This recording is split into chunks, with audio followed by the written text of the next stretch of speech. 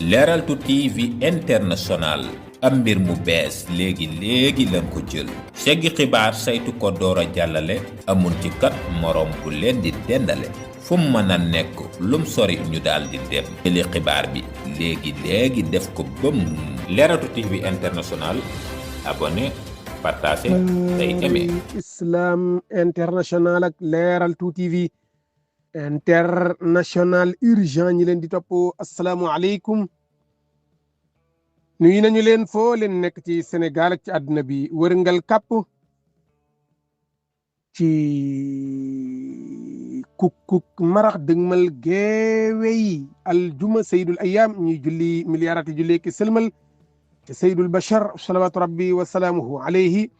ay miliyaaraati julli ki sëlmal pour ñoom ñëpp salawatu lahi taslimatuhu alayhim sahabal kiram ñu leen di ñaanal ay miliyaaraati ngërëm ridwanullahi alayhim ajmain sunu rubrique urgent bii wër Sénégal ak monde bi bépp ci xabaar yi jàmp yi mënul xaar technique yi El Hadj Gamou Ndiaye ya ñuy gunge dañu naan coow àndandoog auditeurs ak téléspectateurs yu daaray Islam International ak Leral TV International wutel réewum Bénin capitalam ba Cotonou attention ke monsieur Ba mandat d'arrêt international nan ko moomu nga xam ni ab activiste bu siiw la lool foofu ci réewum Bénin Afrique it ñi xam activiste Afrique yi garaaw yëpp daal wala yu garaaw yi ñoom ci man di doon ñoom ñëpp xam nañ ke monsieur Ba moom moomee daal di activiste ba gën a siiw ca Bénin gépp moom moomee daal mandat d'arrêt international nañ ko du moom dong nag am na keneen kon mandat d'arrêt international kooka mooy ka ñuy tuddee ka nga xam ni daal moom ma nga bokk ci résistance nationale ma nga tudd Sabi Sira Korogon wala boog Korogon moom it mandat d'arrêt international ko international nañ leen ñoom ñaar ñëpp daañu leen won ci kanam ak waa régie waaye balay booba Kémi Séba ba coup d'état ba amee ca beneen lenn ca kàddu yam yëkkati woon moom lañ leen di dégtal kàddu ya nga xam ne moo tax ñu mandat d'arrêt ko ak mandat d'arrêt ba lañ motivé ba tax ñu ne dañ ko mandat d'arrêt Kémi Séba ak daaray Islam International Kémi Séba kon ñu déglu ko ak waa régie bu jàppandee ñu déglu ko moom moomu di Kémi Séba ca kàddu ya nga xam ne da ko yëkkati woon kon machine bi ñu wër ko kon bu jàppandee Kémi Séba ñu dégtal leen ay kàddoom ya nga xam ne da ko yëkkati woon ba coup d'état ba xewee daal di ca wane ak sigéréem ak mbégteem ba tax daal gaaya ni kee ci boppam daal ñu jàppe ko sax ku leen yab benn yoon wala daal koo xam ni da leen di këlkaleek kullee kon ñu jeex kàddu yi Kémi Séba ci machine bi dégtal leen ko moom Kémi Séba di ab l'activiste béninois ba gën a siiw sax mën nañ ko wax ca réew ma moom moomee di Kémi Séba kon kàddoom yëm yëkkati woon ba waral daal gaaya ni dañ ko far daal fëggum mandat d'arrêt benn yoon rek international daal moom Kémi Séba kàddu yooyu mu yëkkati woon ak la nga xam ne daal da ko caa jotoon a fëgg ak ña nga xam daal fa am nañ ko gisee ñoom jàpp ni kàddu yam yëkkati du kàddu yooyu waroon na ko yëkkati mais kee moom dafa jàpp ni yooyu kàddu war na ko yëkkati ba tax daal mu yëkkati ko loolu daal fi mu ne nii moo fa diw gangal woo xam ni daal moom lañ koy toppee ba tax daal nu koy wër moom Kémi Séba ci àdduna bi moo ko jeneen waa ji kon Kémi Séba kàddoom yi dafa mel ni réeran dina ci machine bi ba fi mu ne nii daal gaañaa ngi koy jeex mais dafa mel ni ba léegi sotteegul moom Kémi Séba ay kàddoom kon lañuy wër ngir dégtal leen ko yam yëkkati woon Kémi Séba kon kàddoom yéen doon wër waa régie dafa mel ni jàpp dina Kémi Séba daaray Islam International. Coup d'état au Bénin. Dans notre pays, petit par la taille mais grand par l'histoire, grand par le courage du peuple, grand par le courage de ses patriotes militaires, grand par le courage de ceux qui ont résisté sans jamais rien laisser au clan de prédateurs économiques qu'est le clan du président Patrice Talon. Aujourd'hui est le jour de la libération. Notre peuple a été humilié, brimé, ostracisé, économiquement parlant, discriminé et étouffé.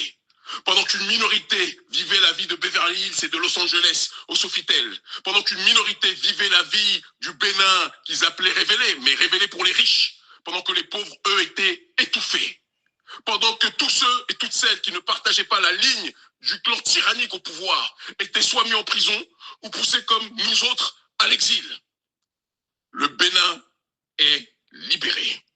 Des militaires patriotes, dignes, courageux, en adéquation avec la voie de souveraineté populaire, ont pris en adéquation avec la voie de ceux et celles qui se lèvent chaque jour pour cette dignité, ont pris leurs responsabilités.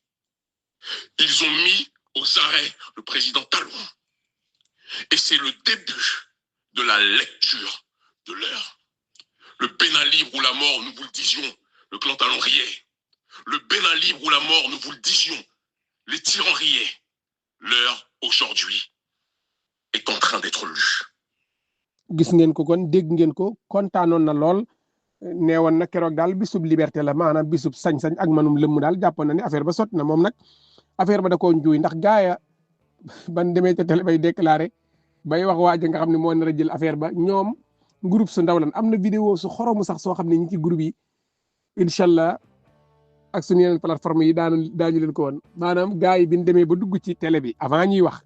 rek ngay xam ne affolé nan kuy wax sax ñoom dañ ciy am problème di xaan yi mu leer la ni ñii ñu ngi ci aw gangal kon kii Kémi Séba dafa teel na kontaan gis nga ne woon na keroog bisub liberté la ndax daal nee na ñu ngay réprimer askan wa di leen fitnaal ak tuñal daal ak dajji ak kullee nee na it nag soqaliku bene as kuréel su ndaw la soxal muy talon ñoom nee na daal ay Los Angeles ga ca Amérique ak foofu fu ne nu ngi fay gundaandaat ñoom ak bànneexu daal ci àdduna bi woon daalu di gundaandaat ak a noos ak a naata toog na taxtu mais nee na askan wa ñoom ñu ngay gën di pauvre di gën di ñàkk ñu leen di bunduxataal ak tuñal ak fitnaal dal ak salfaañe seen i xaq ak seen i droit mu jàppoon ni keroog bisub liberté la far affaire ba mooy xam ngeen ni waxoon nañ leen sun xabaar yi passé na leen moom nee na ay soldats yi patriote ñoo def loolee maanaam coup d'état ba moom jàpp na ni sot na ba mu naan ay soldats yu patriote ay patriote yu soldat la jàpp ni ñoo def coup d'état nag soldaaru patriote du ko def soldaaru républicain du ko def soldaaru wëndëng daal bu tuskare mooy defi coup d'état ak fu mu ko mën defee ci monde bi nag lan ci yemale kon Kémi Séba daal dafa teeloon a kontaan naan coup d'état au Bénin ni tey daal bisub liberté la far affaire ba lajj keneen ka nga xam ni moom it dañ ko mandat d'arrêt moom it yëkkati nay kaddu am daal lu mu ratal sax nag far moom Patrice Talon daal la far ni wur benn yoon rek daal aw ratal jàpp ni sawaay ci caaxaan képp daal la nekk ndax daal dafa jàpp ni sax boo moytuwul bile mandat d'arrêt moo ruur ca ginnaaw moom it ñu man leen ko dégteel waa régie moom ma nga tudd Sébi Sira Korogon la tudd moom it yëkkati nay kàddu ñaawlu doxaliinu Patrice Talon ñu déglu ko. A été émis contre nous. Je tiens d'ores et déjà à rassurer nous. Je tiens d'ores et déjà nous avions appris qu'un mandat d'arrêt international a été émis contre nous. Je tiens d'ores et déjà à rassurer nos familles, à rassurer nos compatriotes épris de paix et de justice que tout cela, rien de tout cela, ne peut nous ébranler. Le président Azanaï est un homme courageux, est un guerrier que rien ni personne ne peut embrouiller. En ce qui nous concerne, ce mandat d'arrêt international est la preuve de ce que M. Talon est devenu fou. Mais sa folie se manifestera seulement qu'au niveau de ses enfants et de sa famille. Je lui avais dit en 2018 à l'initiative Niki que je n'ai pas peur de lui et je n'aurai jamais peur de lui. Il se cache derrière la police, il se cache derrière la justice et il s'est caché derrière les forces de défense et sécurité de pays étrangers pour s'en sortir. Il a désorganisé la société béninoise. Il a désorganisé l'armée béninoise. Aujourd'hui, il se retrouve confronté à de graves crises. Mais c'est son problème. Pour ce qui me concerne, Je tiens tout simplement à le rappeler qu'avant 2015, avant son retour au pays, il s'était retrouvé dans une situation où on l'avait accusé de tentative d'empoisonnement du président de la République. On l'avait accusé de coup d'État et un mandat d'arrêt international avait été émis contre lui. Est-ce que ça a empêché que l'histoire s'écrive? Donc, dans les mêmes conditions, je tiens à lui dire, au-delà de tout ce que lui et moi, de façon personnelle, nous avons eu comme échange, oui, je tiens à dire aux compatriotes qu'il m'appelle et que je l'appelais. Donc, que tout ce qu'il est en train de faire, il est en train de se mettre dans l'œil. L'histoire s'écrira et rien ni personne ne pourra l'empêcher. Dans les mêmes conditions qu'il est venu prendre le pouvoir des mains du président Boni Yayi, sans c'est dans les mêmes conditions que je me retrouverai au palais de la Marina pour lui prendre le pouvoir. Il le sait et je le sais. Puisque je tiens à demander à mes compatriotes, aux Béninoises et aux Béninois, de ne pas se laisser prendre par la peur. Candidat Azanaï était au début de son accession au pouvoir. Candidat Azanaï est à la fin. Et à la fin, aujourd'hui, parce qu'après Candidat Azanaï, il ne peut plus jamais arrêter un seul individu. Sur ce, pour l'amour de la patrie, pour le respect que j'ai pour le drapeau national, je tiens à vous demander, mes chers compatriotes, à vous mettre debout comme un seul homme pour dire non à l'imposture, pour dire non à la forfaiture de Patrice Talon. Il tombera comme une manne pourrie. Et que lorsqu'il tombera, ce ne serait pas le fait de militaires, ça va être du fait de la population et du peuple béninois. Je vous remercie. li mu wax rek buñ ko tënkee la ca ëpp solo daal nee na candidat Azanaï yi ma nga xam dañ ko jàpp loolu dañ ñëw ci xabaari guddi gi loola ñaawlu na ko mais nee na ma ngay dalal xelu ay famille ndax kooku daal guerrier la goo xam ni du ab tapet nee na nag mandat d'arrêt international bi nga xam ni moo ko concerné moom Patrice Talon talonateuru beneen ba moo ne ca ginnaaw booba daal mandat d'arrêt international nee na ginnaaw justice ba moo ca nekk ginnaaw police moo ca nekk daal di tuñtuñal askan wa nee na nag mi ngi woo askanu beneen ñu bañ a waccandiku daal bañ ni yàcc ni yasar sawaay daal di leen tuñtuñal ak foqarti seeni sañ-sañ loolu daal xamle nee na it Patrice Talon daal wax na ko baat boobu nag baat boobu ñun mënuñu ko wax en tout cas daal baat boobu ñaari réew moo ko wax rawat na réewum Afrique bu dee ay Amérique ak yooyu ñoom baat yooyu faale wuñ ko ak ñoom France mais boo ko waxee Afrique gars yi dañ naan la offense au chef de l'État lam ko tuddi daal yaakaar naa dégg ngeen ko nee na daal ab nangam la daal accusé ko ni moo ne ca ginnaaw affaire ba kon daal Afrique a ngi noonu nit ña fi mu ne nii ku ne yaa ngay wax la neex ñii ñëpp fi mu ne ay daw làqu lan Kémi Séba ñoom xam nga ni Kémi Séba moom bu nekkoon bene keroog balaa mat daanaka ñaari waxtu ñu jàpp ko moom da doon rafetlu coup d'état ba di ca kontaan di wax ni soldat yi ko doon def sax ñooy ay patriote loolee nag moo tax gars yi ni ñoom ñaar ñi ñëpp nag nee nan lañ leen di toppee mooy nañuy waxee daal dafa mel ni comme coup d'état ba ñoom dañ ko rafetlu comme nag dañ ko rafetlu ñu ne dañ leen di mandat d'arrêt international di leen toppee tentative de coup d'état ak it daal di waxee noonu daal yow bu la nit ña toppee réew ma buur daal jéem a fipp wala ñu déconné wala yu mel noonu daal maanaam daal dalug réew ma lan ni ñoom seeni wax mën na koo dala dil nit ña di cëpp-cëppi di jéem a indi jafe-jafe loolu daal lañ ni comme noonu la ngoyoo ngoy ñoom ñi nag fi mu ne réew yi nga xam ne dinañ fa mën a nekk te dara du leen laal